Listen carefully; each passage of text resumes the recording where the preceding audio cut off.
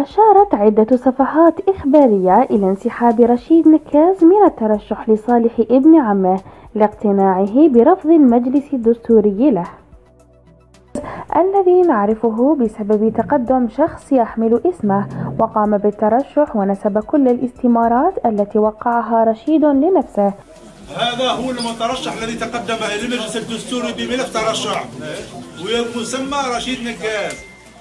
وفيما لم تصدر أي تصريحات رسمية، لكن ما حدث داخل المجلس الدستوري أثار الريبة وفاجأ الجميع، حيث ظهر رجل قرابة عائلية من الدرجة الأولى لرشيد نكاز الذي نعرفه، واسمه أيضا رشيد نكاز وهو ابن عمه، وأكد بأن كل الاستمارات التي جمعها رشيد نكاز هي باسمه، ولذلك قام بالترشح فيما تم استبعاد رشيد نكاز الذي نعرفه. يجيب عنها الآخرون. رشيد هذا الكلام صحيح؟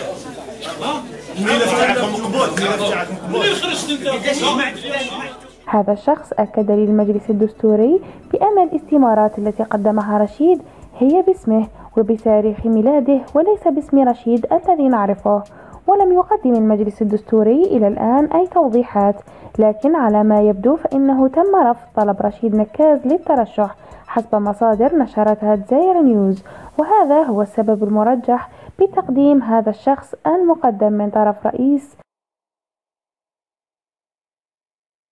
الفيديو. لا تنسى الإعجاب والاشتراك بقناتنا، وليصلك كل جديد اضغط على زر الجرس.